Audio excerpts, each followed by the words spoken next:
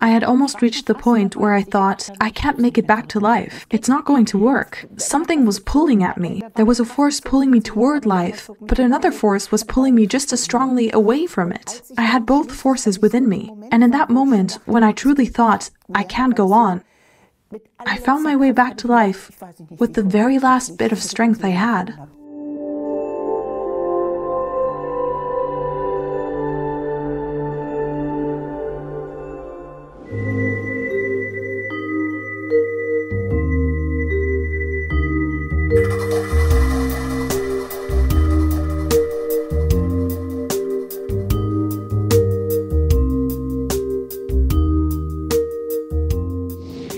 Frau Stockmar, Sie sind Sterbe- und Trauerbegleiterin. Miss Stockmar, you're an end-of-life and grief counselor, an author and a painter. After the death of your son in 2008, you experienced after-death contacts that deeply affected you. Let's begin with that experience. How did your son die? What happened at the time? Es war 2008, Halloween. That was in 2008, Halloween. I live in Celle, we live in Celle. He went to the international school in Hanover and was invited to a party, and I had told our son Cajus, go with your friend. I knew a friend from Celle was going with him to that party, and I told him it's fine to stay overnight, don't come back alone. That was always the rule. Always make sure to come back with your friend. Call us, we'll pick you up. He had left his bike at home.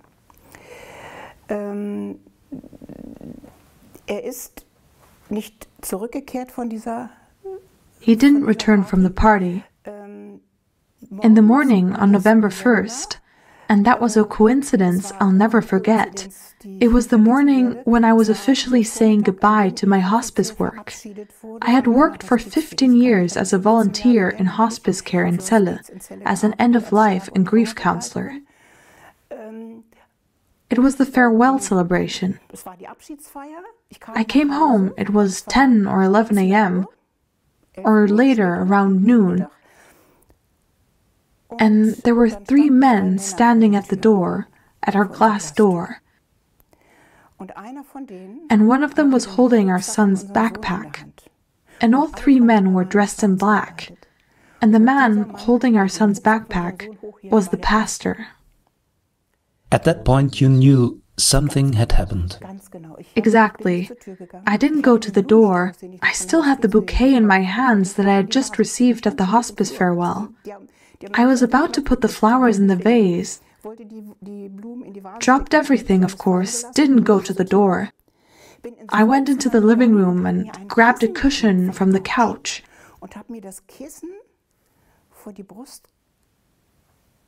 I pressed the cushion to my chest like a shield.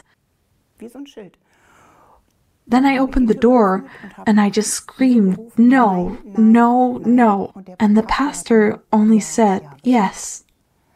Then I collapsed. And we knew nothing. He just said, Cajus is dead. I didn't understand at all. I didn't understand what was happening. I remember later, a good friend told me, once I had learned what had happened at the train platform in Celle, that a freight train came and hit him. And that it all happened so quickly. Of course, those were the questions I had as a mother. I asked, did he suffer? Did he do something to himself? The mind plays out everything. Did he suffer? Was it an accident? Was he pushed? What happened there at 7 in the morning on November 1st? And all of that was ruled out. Then I told a friend about it, and she said to me, you have to tell Cajus that he is dead. The soul has to understand. He might not know that he is dead. That completely overwhelmed me. It was all just too much. That's also an unusual thought, to say something like that in such a situation. Yes, I didn't even trust my own words. I didn't trust myself. And then our daughter arrived. We have 2 older daughters. He was 17. The older daughter was 13 years older, the other 10 years older. The younger daughter came from Berlin and said, I'm going to call Cajus now. It was all so absurd. The pastor was still there. He didn't want to leave, but he couldn't help me either. I felt like I had to take care of him. And then she said something really bold. I'm going to call Cajus now. She dialed his number, and then something eerie happened. Someone answered on the other end of the line. It turned out that the phone had been found in Uelzen. So we could reconstruct that he had probably gotten off at the platform, searching for his phone. This is all speculation. He wanted to call us, like, can you come pick me up? Maybe he thought it had fallen between the tracks or something. Again, it's all speculation. But because our daughter called and the phone was located, it became clear that the phone had stayed on the train for whatever reason. So it was definitely an accident on the way home. Yes, on the way home. And he was actually hit by the train. By a freight train, exactly. But the exact reason remains unknown. At that time, there were no specifics. There also weren't any railings or signs saying, don't get too close to the edge. Would that have saved him? I don't know. Maybe it would have helped, but those are all just speculations. If someone had been there at the platform, but on a foggy November morning, November 1st, there was no one, nobody there. And the worst part, and now the encounter begins, the after-death encounter, the friend who got off the train with him, where was he? A big question mark. So it's confirmed that a friend was with him. Yes, he got off too. And he later came by. The police were there, the house was full. He came in, and he just couldn't believe it. He kept grinning. There are people who can't handle grief or loss. He just sat there grinning. And I couldn't make sense of it, and felt this rage toward that boy. I thought, hey kid, why didn't you give him your phone? He could have called us, or at least asked him what he was looking for. It was very, very strange. And how did that boy experience it? That was a big question. He later came to visit with his father. He and his father had gone to the police because he felt somewhat guilty, or was afraid he'd be blamed, since apparently he wasn't there on the platform. He had gone down to get his bike, which is understandable. Maybe our son Cajus said to him, I'll be right there, or go ahead. He didn't need to ride home with him. He wanted to call us, but he couldn't because he didn't have a phone. So he didn't see what happened at the platform. Thankfully, no. That would have traumatized him. But there's this phenomenon. I say this not as a grieving mother, but also as someone who accompanies others through grief. We can endure anything except powerlessness. We can live with guilt. We can blame the doctors, ourselves, the circumstances, whatever. But living with powerlessness, that's what pulled the ground out from under me. So what did I do?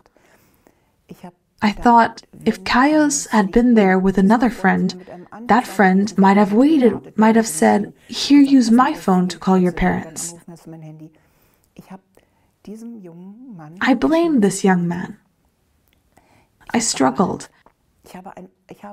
I sought out a scapegoat, let me call it that, and I found one in him. And then it happened. I dreamed of our son. And he said to me, and this was not just a dream, it's what's called a lucid dream. I could feel him. I saw him. And he said to me, Mom, Gerrit is not to blame. It was an accident. I couldn't ignore that. You simply can't ignore a message like that. So what did I do? I invited that young man over. I remember it like it was yesterday. And I hugged him. and first told him how angry I had been with him. I had to get that off my chest, that I had struggled so much and made him responsible, at least partially. He probably felt that. He definitely felt it. And then I told him, this was the unbelievable part. I told him I had heard Cajus' voice. Cajus had said, "You are not to blame." I repeated it to him exactly as I had heard it. And then his face lit up, and we embraced, and he didn't laugh at me. I thought he'd think I was crazy hearing voices, but he was so relieved. And for me, it was one of the most important messages, because our son Cajus would never have wanted his good friend to live with such guilt. And deep down, that boy was struggling with it too, with the question, why did I go down the stairs? I should have waited. Why didn't I ask what he was looking for?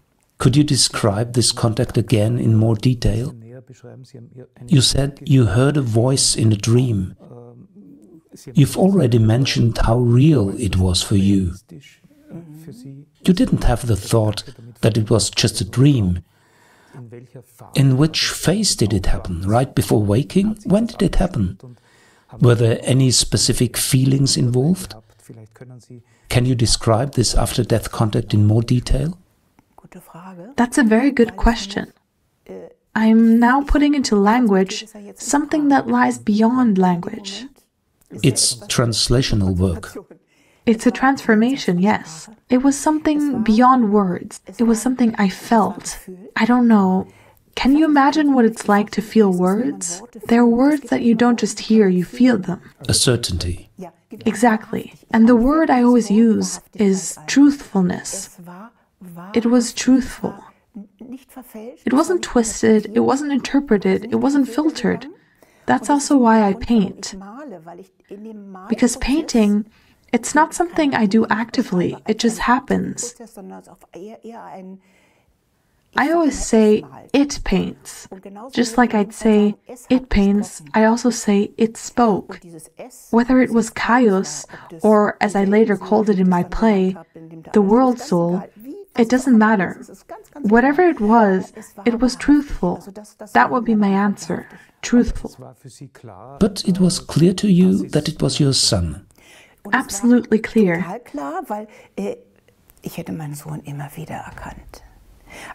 I would recognize my son among 1,000 others. Any mother would. It was not some substitute. And that's what I mean by truthful. It wasn't just truthful in its content. Now we come to the physical level. It was tactile. I could really feel him.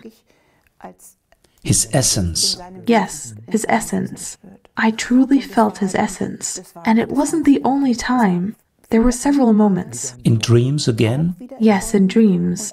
And one thing I'll never forget, and even now, many years later, it still stays with me, 16 years after his death, I hadn't dreamt of him in a while. Occasionally, yes. And I'd written those dreams down in books. But then I dreamed of him again, after a very long time, and again he was physically there. And I went to him and said, "Cajus, I'm so glad you're back." And I wanted to hug him, but he stepped back. And of course he had to. He's dead, I can't embrace him.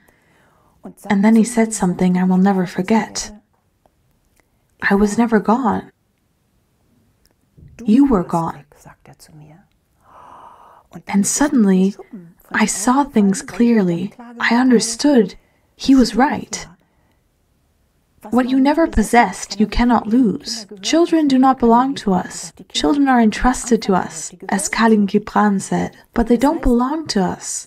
So I had not lost him. He had always been there. I wasn't there. That means I was so consumed with grief. Our grief as a family had overtaken us to the point that we didn't even consider how he was doing. We had already received the message. His friend wasn't to blame. That had been resolved. But he was always there. Did you feel that these after-death contacts came spontaneously, without you thinking about your son at the time? Or did they come when you were already preoccupied with him? The ones I just described weren't induced, as they say. They weren't brought about through any kind of preparation. They simply came, completely spontaneously. Later, I also got to know the INDC method through Juliana Grothus and took part in such a session. An induced after-death contact. I experienced that as well. But to me, there's no difference between an induced and a spontaneous contact. What matters, and I'm only realizing this now as we speak, is the truthfulness. I like that word, but also the physicality, because it was genuinely physical. It could have been a picture, a metaphor, a tree or a symbol, anything, but it wasn't. I could Feel him. I could feel him. It was really him. I couldn't not see him. Did these contacts develop into a form of real communication? Yes, in the sense that I couldn't sleep at night. Then I dreamed of our son, and he said to me, and it was clearly spoken, "Mom, I'll write you a letter." I was semi-asleep, in a twilight state. Then I wanted to dismiss it and go back to sleep. I thought, he's dead, he can't write a letter. But I couldn't let it go. I grabbed a piece of paper and started writing. It wasn't me writing. It flowed through me like automatic writing. I read it to my husband the next morning. Our daughters read it too. And they said, "Wait a second. This doesn't sound like you. That's not your style of speaking. This sounds like Cajus." And they encouraged me to continue. So I did. What was the content of the letter? He told me he was doing well.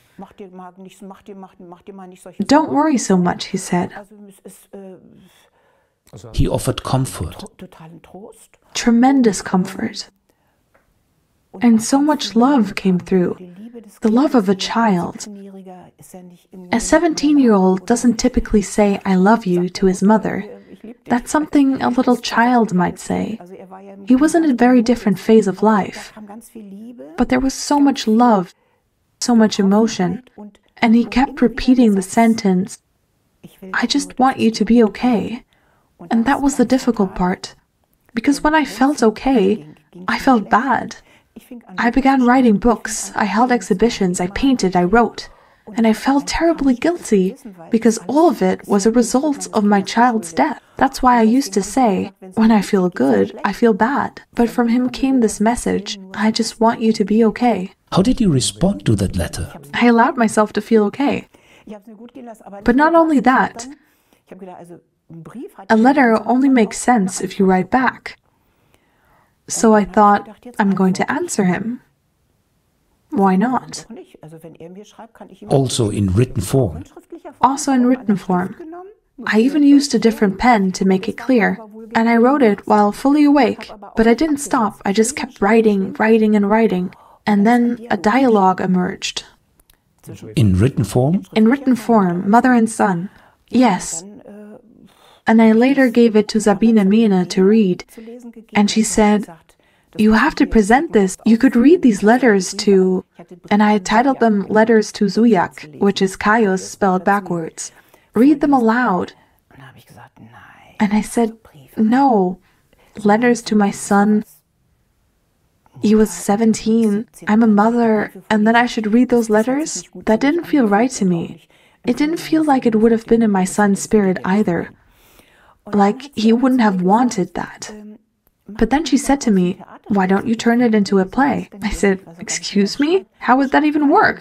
She said, "Just try writing. Something will come to you, some inner voice, some entity." And I thought, okay, well, I had the text for mother and son.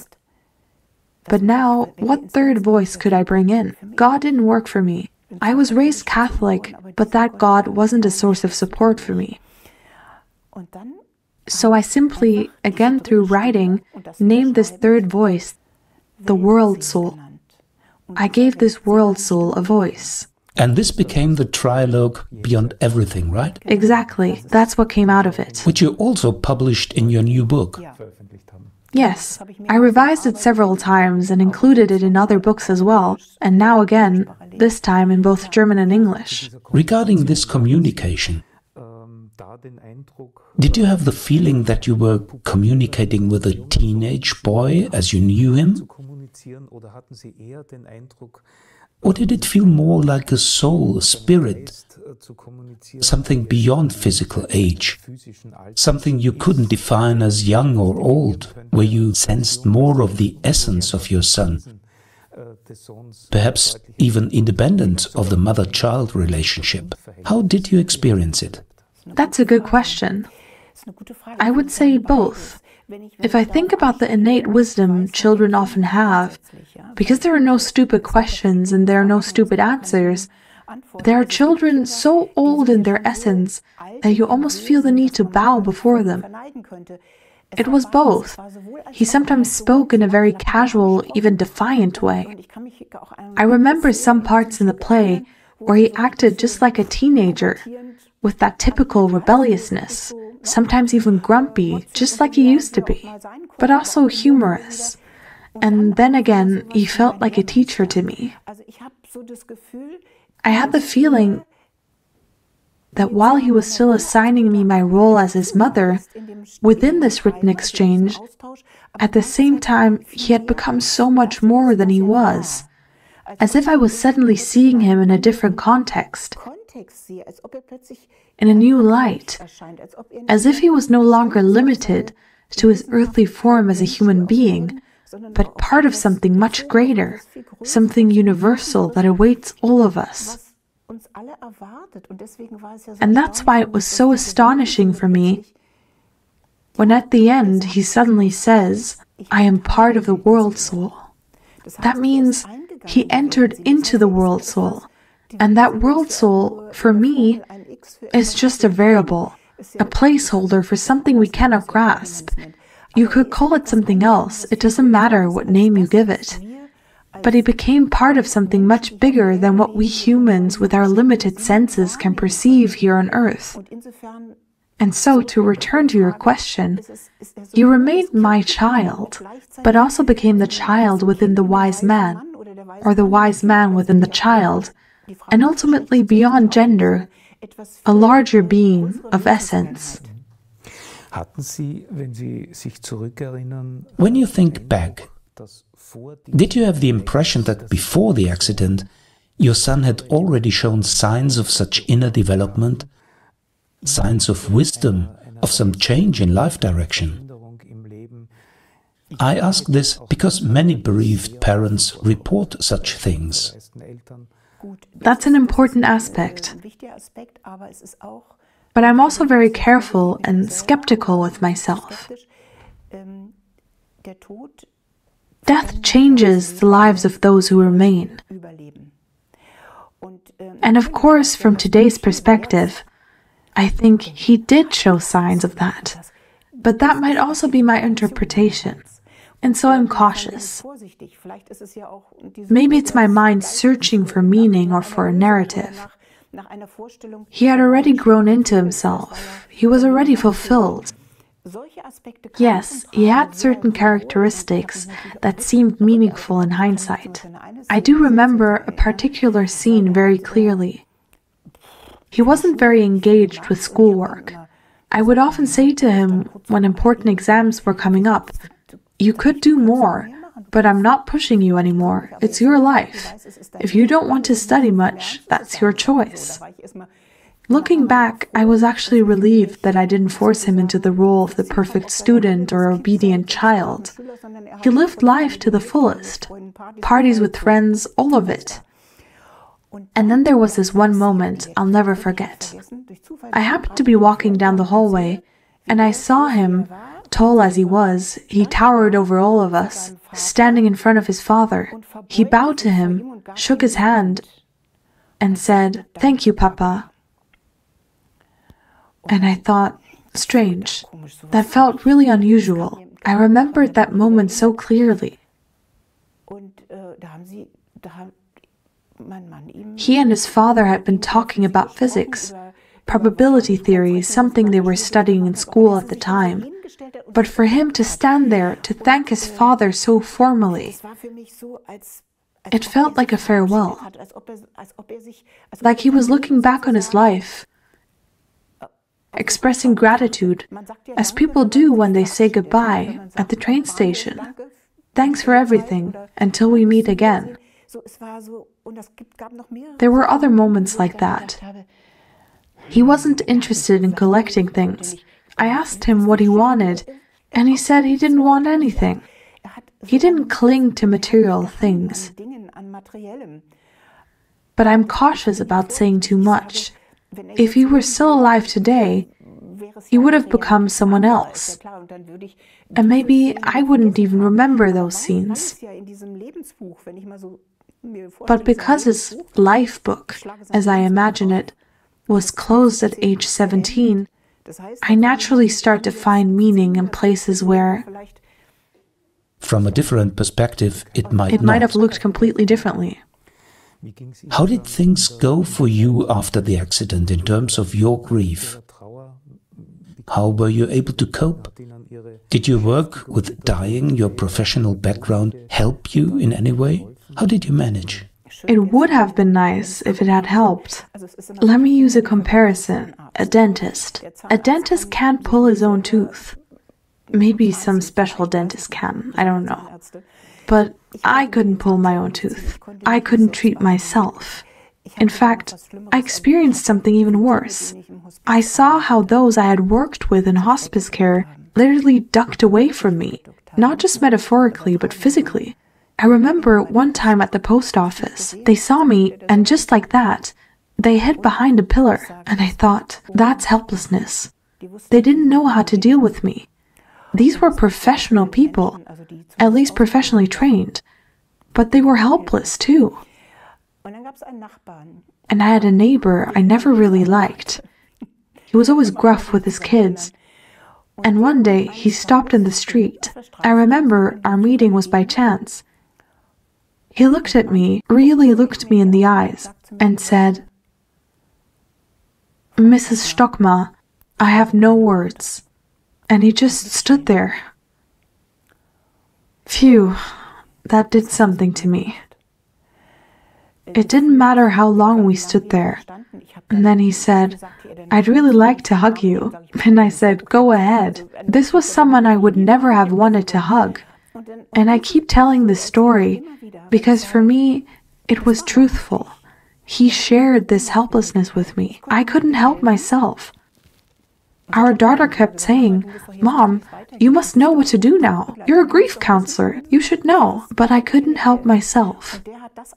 And what he said, that was what true support looks like, sharing the helplessness. And I told him that years later. He's quite old and frail now. I said, "Do you remember what you said to me back then? I'll never forget it." That neighbor, that was truthful. Would you say that was one of your most meaningful experiences? Yes, a moment of comfort, because really there is no such thing as comfort. Grief is omnipresent. I call it the wheel of grief in motion. That's my topic right now. There are many models of grief out there. But to me, grief is not a linear process. There's no beginning and no end. If there were, that would mean my child had risen from the dead. Then it would be over, if my child came back to life. So grief stays, just as death stays. But I symbolize it with a wheel that has many spokes. You have to imagine it like a bicycle wheel. And each spoke stands for a particular feeling. It could be anger, despair, comfort, gratitude, love. Everything is contained. And the feelings can shift and change. Sometimes the wheel spins so fast it feels like it's standing still. It overwhelms a person. Grief can flood you completely. And if someone suddenly stops that spinning, like that neighbor who simply said, "I have no words," it's like putting your feet back on the ground. You also wrote a book with the English title, The Wheel of Mourning, From Grief to Relief, that suggests a path. So the wheel travels along a kind of path. Yes, the wheel travels a path. That's absolutely true. At the time, I was in contact with the organization IANS. There was a conference in Frankfurt, a kind of anniversary conference. And my intention with that book was to write it in another language, because a different language brings me into a different mode of thinking for my own processing. I wanted to explore what other facets does grief have. How can I use another language to bring together the richness and diversity of grief, and to show that grief really knows no boundaries? For me, there are no taboos in grief. In fact, grieving people can be challenging to society because someone who has no taboos can't be attacked. They are, I would say, well fortified. It's a strange word in this context. It sounds militaristic. But I mean well fortified in the psychological sense. Because when you've already lost what matters most, nothing else can be taken from you. Even your own life suddenly feels... I even said, "My child died through me. Nothing more can be taken." And then you stand in your own authenticity, which is also part of grief, because you can't grieve halfway. You can't grieve a quarter or an eighth. When you grieve 100%. That doesn't mean you can't feel love or joy in the next moment, but in that moment, you're entirely yourself. And that was so important to me, to show the omnipresence of all feelings. And back then, the wheel wasn't yet described as in motion. It was just titled The Wheel of Mourning, From Grief to Relief. Although the title already communicates a sense of movement. Yes, there's movement in it. Absolutely. It's a process. That's a good point you raise. It really is. Because for me, the process is what truly matters. Without a process, it would be like saying there's some kind of goal. My goal? The path is the goal. Because process, that's life. And in that context, I also say grief is not black. Grief is colorful, because grief is as layered and complex as life itself, and life is colorful. You've always had an interest in how other cultures deal with death and grief. You even learned Japanese. Could you share a little about that period? What particularly impressed you about Japanese culture? Yes. I started learning Japanese under unusual circumstances. I had finished high school and didn't know what to do next.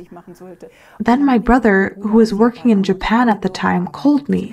I had said to him, "If you find a job for me, I'll drop everything, my studies, everything, and come to Japan." And that's exactly what I did. This was in 1974, right after graduation. There I learned bar Japanese, as I call it. I worked in a bar and picked up some of the language that way, but Japanese never really let go of me. I became a mother early. My first daughter was born, then the second, and much later our son. And during all those years, I kept studying Japanese, though I didn't know exactly why. I once gave city tours in Celle in Japanese, but otherwise I didn't use it much. Then I heard about the hospice movement in Japan, at the university in Tokyo. I believe it was Professor or maybe Father Bedeka who helped establish that hospice movement.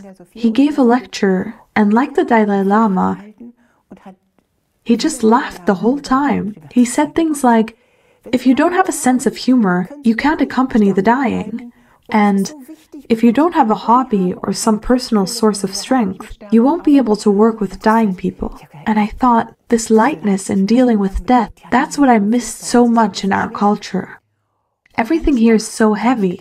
So I thought, there must be Buddhist hospices too. I wanted to know how Buddhists handle dying. I got in touch and went to Nagaoka. I was lucky enough to stay with the family doctor of one of the hospice workers.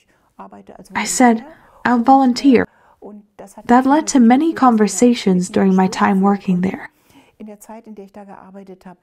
And what touched me the most was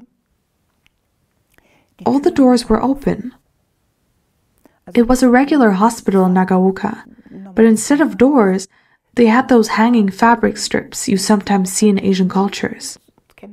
So there was always the possibility of contact. But at the same time, the dying patients still had their privacy.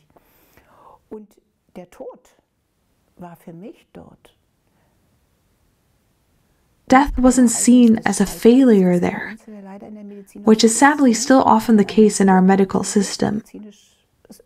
On the contrary, it was treated like a birth.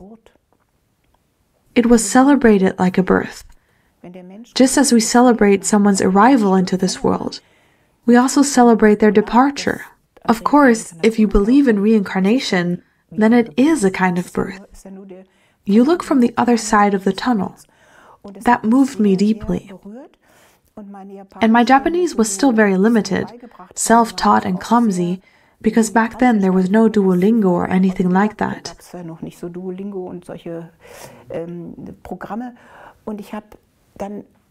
I remember sitting on the edge of the bed with patients.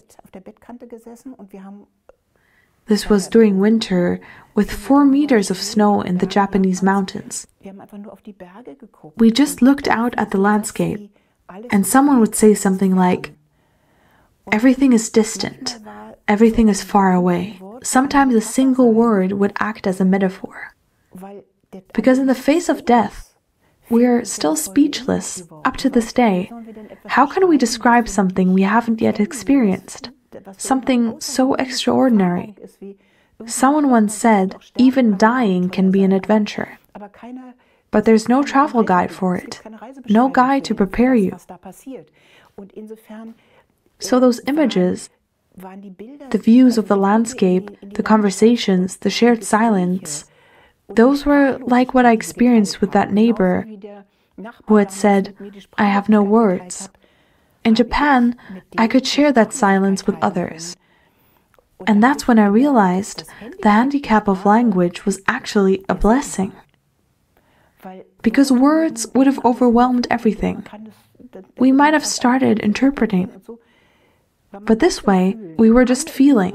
And I have to tell one story in that context. There was a social worker I accompanied during visits to patients.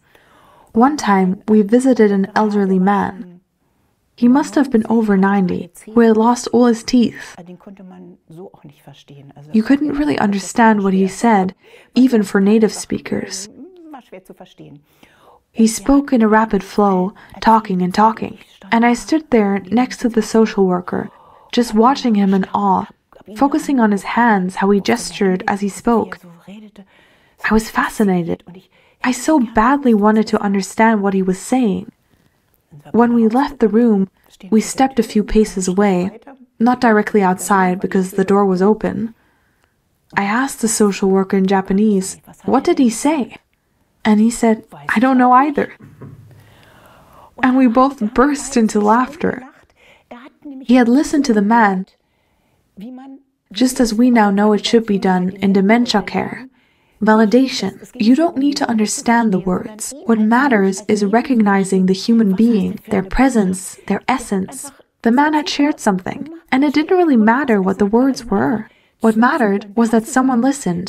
It's like how parents listen to their babbling baby without understanding a word. That's how it felt. Feeling beyond words. Is that also a motivation behind your painting? Yes. I myself had near-death experience. And for a long time, I resisted writing about it. But eventually, I did write down some very minimal text in a small booklet I called "And the Sky Was Blue." That describes my near-death experience. In the beginning, I only painted because I felt that images are unthreatening. People can see whatever they want to see in a painting. Some people have told me things they've seen in my paintings where I thought, oh, that's nice. I'd love to see that too. I haven't noticed that myself. Because everyone has their own perception, and it's not about being right or wrong. That's why art can be viewed without judgment, because art is in the eye of the beholder. Whereas with words, everything becomes pinned down again. Something concrete. Exactly. Would you still be willing to share something about your near-death experience with words, despite everything? Yes, with words, even if they'll never fully do it justice. One experience happened in Japan. I had been under extreme stress, but in a positive sense. I was so fulfilled by the work I was doing in hospice that I would sit up night after night and write down everything, all the experiences from the day. I literally had no time for sleep. I was working non-stop.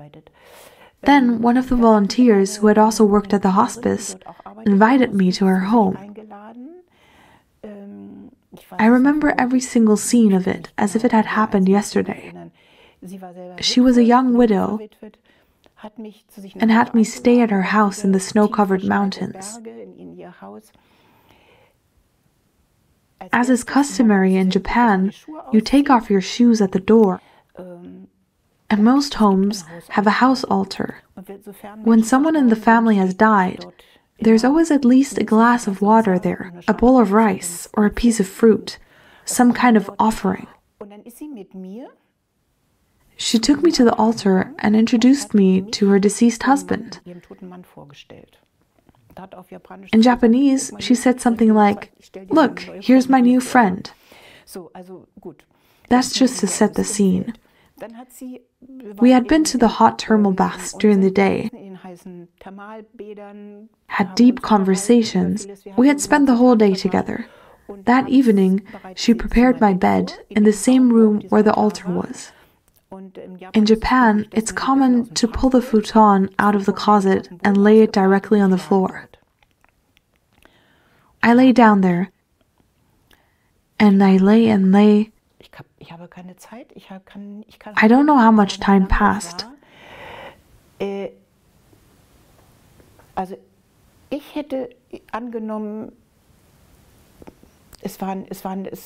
But I didn't sleep, that's for sure, because I saw myself lying there. But I couldn't move. So it was an out-of-body experience. Yes, an out-of-body experience. And it was beautiful. I felt so safe in that house, next to the altar. I felt embedded in a completely different context. And I can't say today what brought me back. There was this parallel stream of thought happening. Something inside me was thinking, how can this be happening? I can't just die here. What will happen to my body? How will they get me back to Germany? And that poor woman, she invites me here and now has to deal with my corpse. How's that supposed to work? And at some point, though it took incredible strength, that's actually how I imagine birth to be. After all, birth can take a long time sometimes. One contraction, then another one comes. It was like contractions. And I had almost reached the point where I thought, I can't make it back to life. It's not going to work. Something was pulling at me. There was a force pulling me toward life, but another force was pulling me just as strongly away from it. I had both forces within me. And in that moment, when I truly thought, I can't go on, I found my way back to life with the very last bit of strength I had. When I came back, she looked at me, and she knew instantly. She looked at me as if I were an alien. We didn't talk, only silence. Eventually, she cautiously asked what had happened. I described it to her and said, I just couldn't do that to you. Die here in your home. Then she burst out laughing and said, no problem. I would have taken care of your body. Some cultures are like that. They don't say, get rid of it, or I don't want anything to do with this. No, even as a corpse, you're welcome here. Just like her husband, who was still present at the altar. That was a full circle moment for me. And your experience, did it feel timeless? Yes. Was there a sense of home, of safety? It was like being wrapped in cotton. A deep sense of safety. But safety doesn't go deep enough. It was primordial trust, and even that term falls short. I don't even know how deep primordial trust can go. It was like being cradled in a deep ground, in a groundless ground. It was simply a deep being. I was embedded without ifs, without buts, without any conditions. Unconditional. And when people talk about unconditional love, it already feels overused. It doesn't go far enough. That's why I think more in terms of a groundless ground. It's something beyond being. But with a profound sense of shelter. Yes. Shelter. In everyday life, we often only feel safe when certain conditions are met. Feeling warm after a nice bath. We are always searching for reasons, but this safety was boundless. It was beyond everything. To conclude, I'd like to return once more to the topic of grief, speechlessness, helplessness. Do you have any advice for others? General recommendations for those facing grief? What is truly helpful? I can say it in one sentence. And when you say something in one sentence, it often sounds limited. But this one isn't. It's simply this. Do everything you can so that grief doesn't stay in your head, and that everything can be something entirely different for me than for the person next to me, on my left, on my right. Not everyone paints a picture. Not everyone writes a book. Not everyone picks up a pen or writes a journal. But maybe someone goes into the forest and screams, or chops wood, or digs up a garden, rebuilds something, turns the soil over, brings the lower layers of soil to the top. Process-based doing, that act itself is already symbolic. It's a process, a doing. It doesn't matter what it is. But do everything so that grief doesn't stay locked in your head. And for me, there are no taboos in grief. That, I believe, is the true essence of grief. It makes people truthful. Because it empowers them. It's a kind of self-empowerment to trust yourself. Because anything else would be fatal. You can't say, okay, the next step is this, then I'll do that. Some people need a long time in paralysis or in a phase where they feel numb, immobile, because they can't yet comprehend what happened, because the emotions overwhelm them. So simply trust yourself. Allow yourself to trust. I think that's a wonderful final word. Thank you very much for the conversation. Thank you. Thank you.